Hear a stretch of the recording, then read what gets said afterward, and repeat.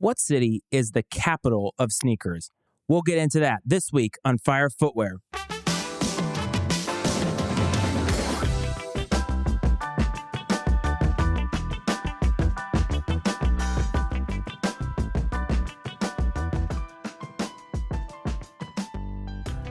What's up, everyone? Welcome back to another episode of Fire Footwear. As always, this is your host, Matt Frates. You can call me the Iceman. You can call me Matty Ice. It doesn't matter. As always, I am just happy that you are here, and I hope that this finds you well and that you are having an awesome week. Last week, we talked about Air Maxes, specifically all the other Air Maxes in the lineage of Air Maxes since the Air Max 1. We celebrated Air Max Day by the release of the Air Max 1 Big Bubble, which was the OG colorway. A lot of hate for that shoe, and I talked about that last week, that we get a little bit too into the nitty-gritty details of sneakers. Big bubble, no bubble, it's a fire shoe. Cop if you want, don't if you don't. We all need to move on because there's always going to be more shoes right around the corner.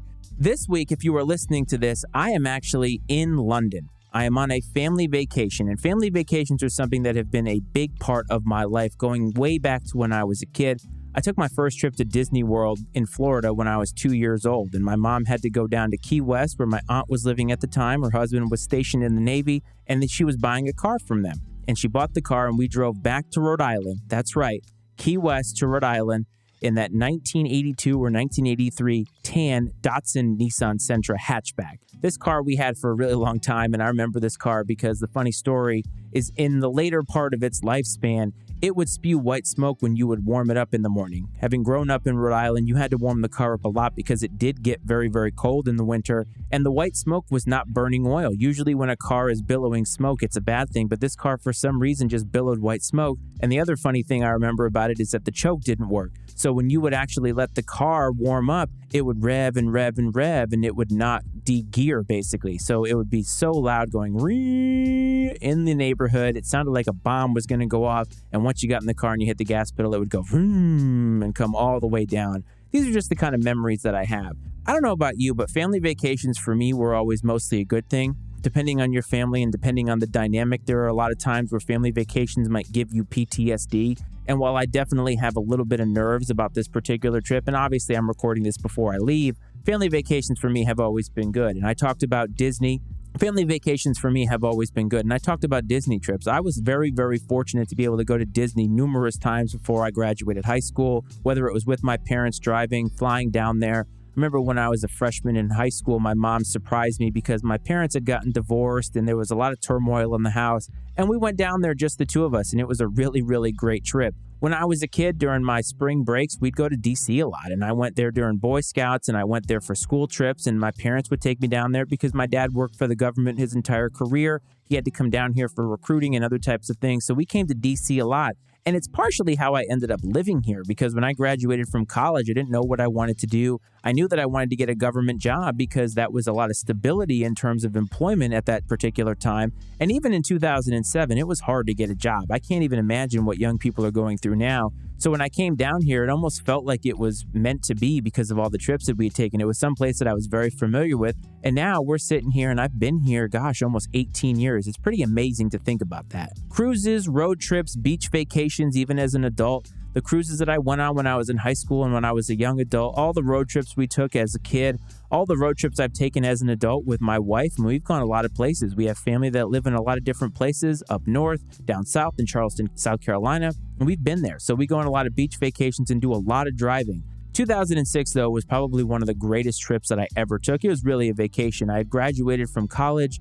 My mom wanted to do something memorable. I don't know how much I've talked about my mom in this show, but my mom passed away in August of 2021, and it was a tough time for me. It was before I came out with this show, and I don't think I really talked about it. I might have mentioned it once or twice that she was deceased, but this trip that we took to Europe was on a cruise, and we went to a ton of different places, and I just have so many memories of it, so many pictures. My mom was in the prime of her life then.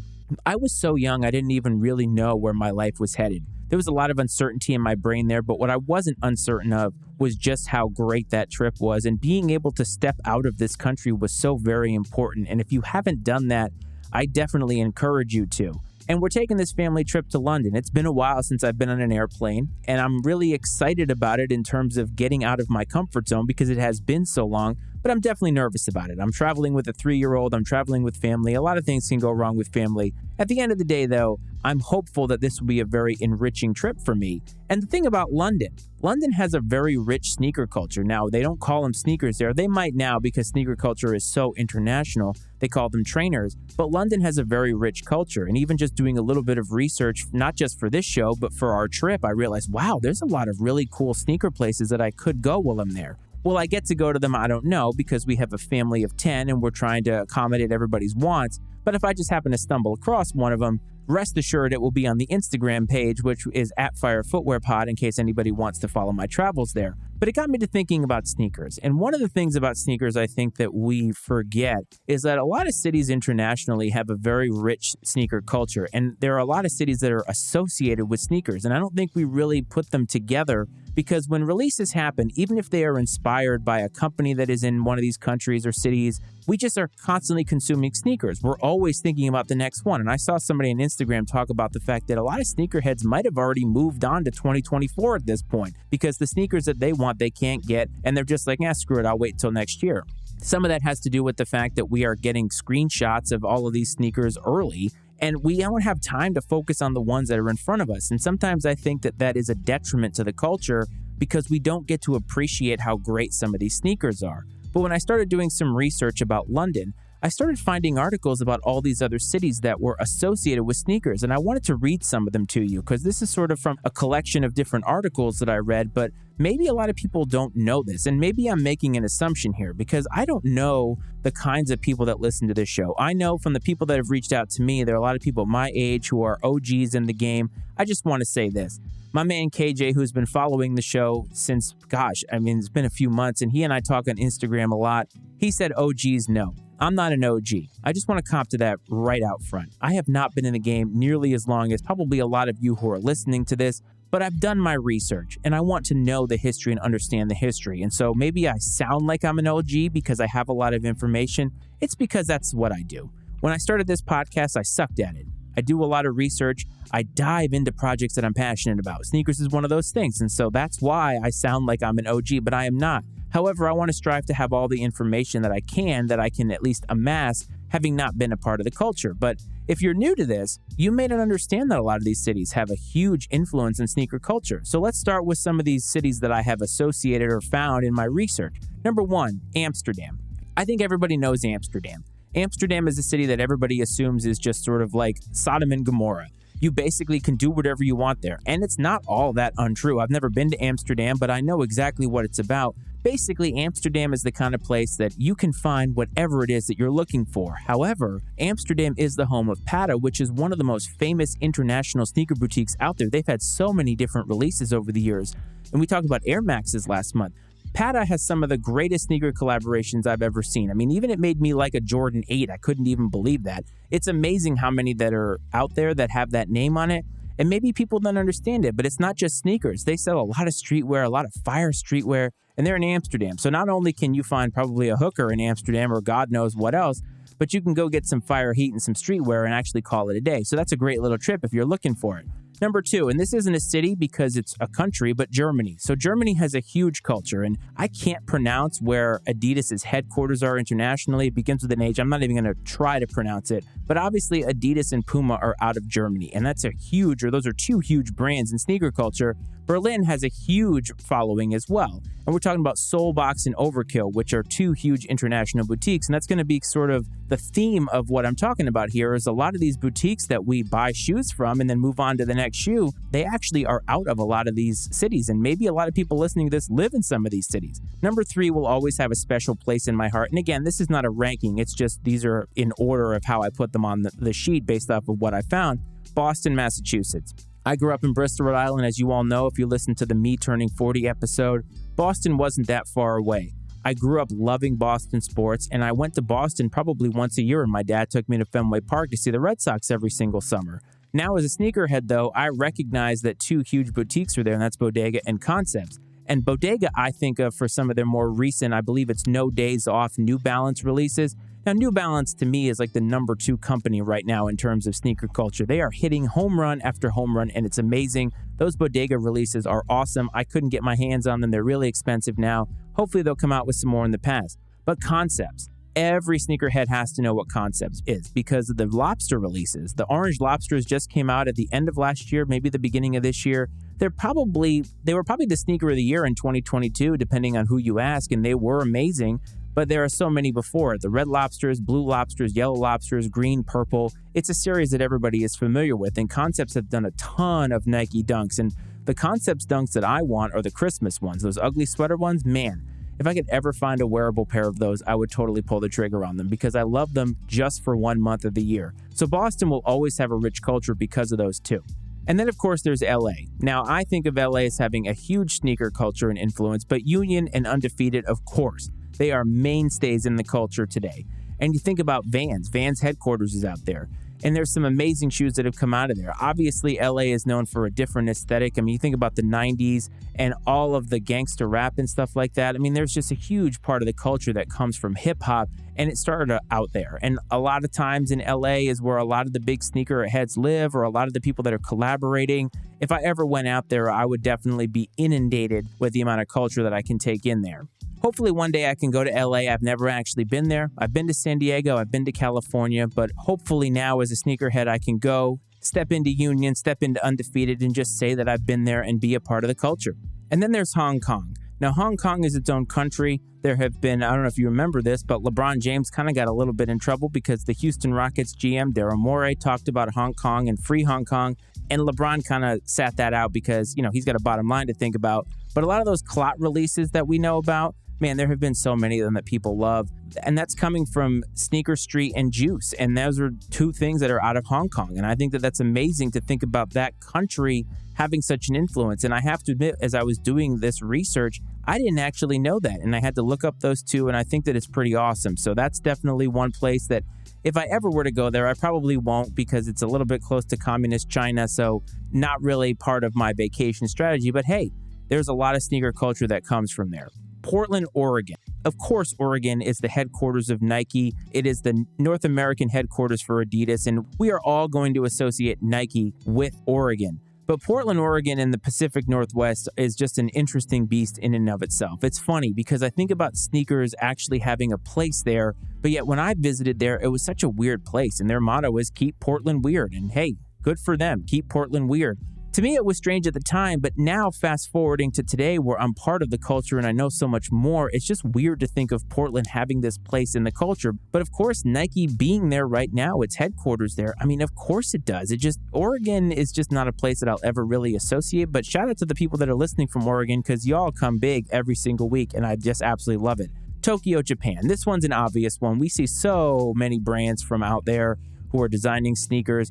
And the two that come to mind are Sacai and Atmos. And obviously the Atmos Air Maxes are some of the most iconic Air Maxes of all time. The Sacai brand has come out with some great sneakers over the years. The Sacai LDV Waffle, the blue multi-colorway, it's one of my favorite shoes. I had to own that shoe. I remember the first time I saw it, Marcus Mariota was wearing it at the NFL draft, and I thought, whatever that is, I have to have it. So shout out to Tokyo. There have also been a lot of Tokyo-inspired releases over the years. Huge part of the culture.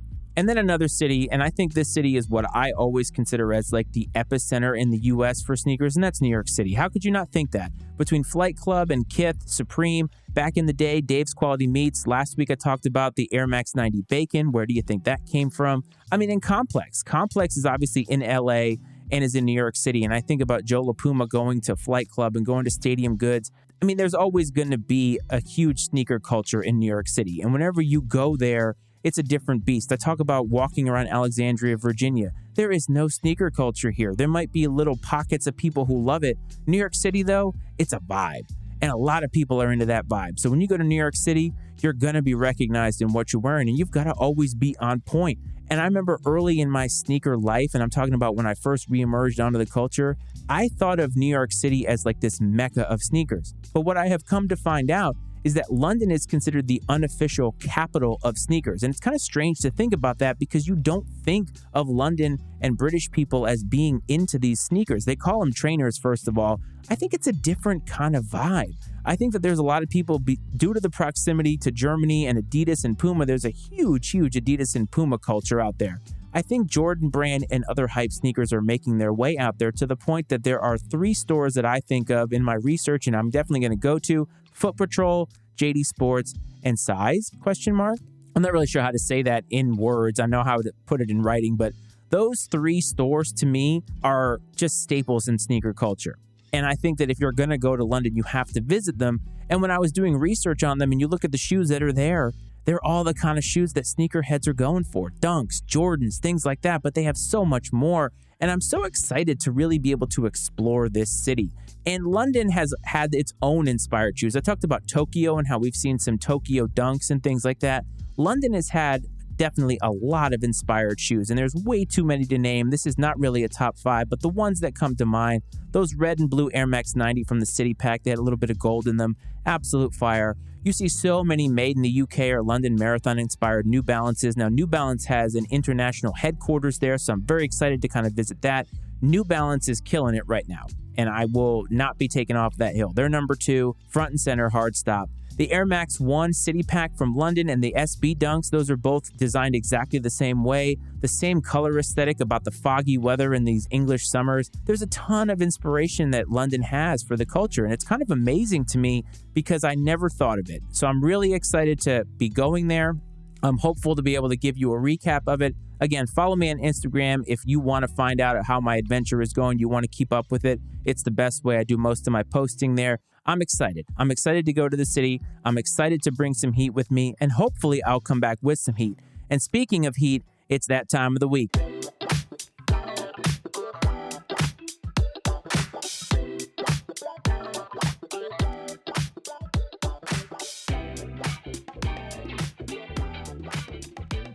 Release of the week, where I highlight a release that has caught my eye. It's not always hype. It's just a release that I think that you should know about because it catches the Iceman's eye.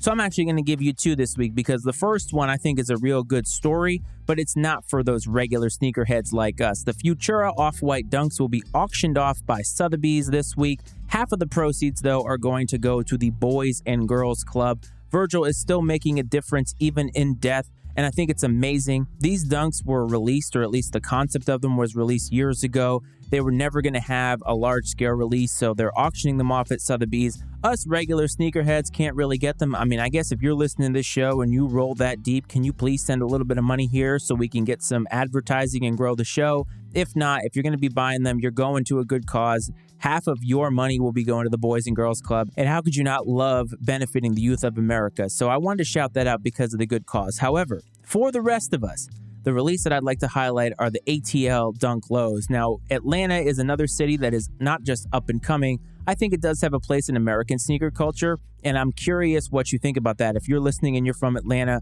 please get in touch with the show. I will give you the ways to do that a little bit later. I'd love to know what Atlanta's sneaker culture is like or how you live in that culture, because I think that it's a city that is underrated in terms of sneaker culture. But these dunks are kind of taking inspiration from all the HBCU love that dunks have given recently, and they're red. And I'm talking about this Clark University red. It's really a cool one. If you go back to those Clark University dunks, you're going to see that color on there. They are all red.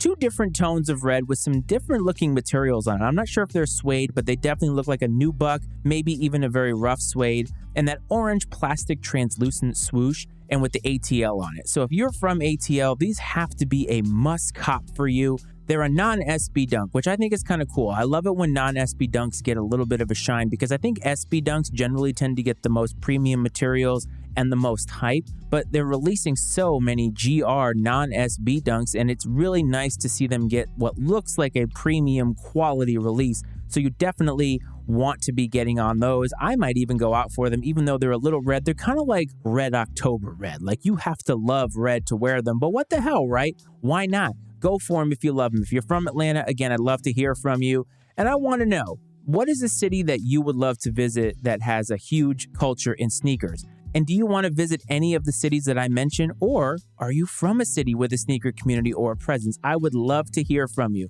Instagram @FireFootwearPod is the handle to do that. Hit follow, send me a DM. I'd love to hear from you. The show is on Facebook. Fire Footwear, a sneaker podcast is what you want to search. Hit follow. I'd love to hear from you there.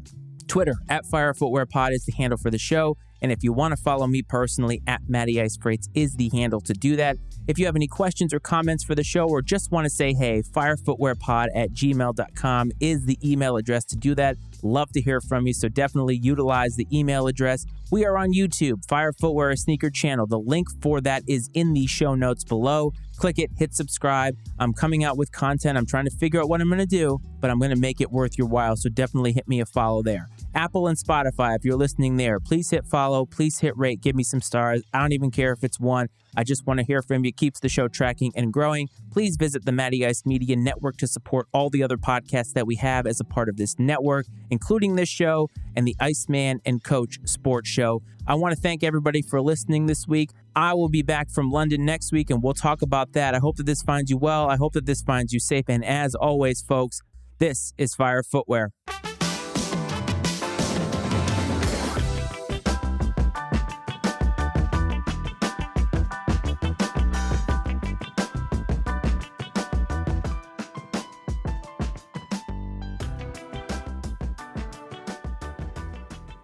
The opinions and viewpoints expressed on Fire Footwear are those of Matt Frates and his guest, and not necessarily those of the Matty Ice Media Network.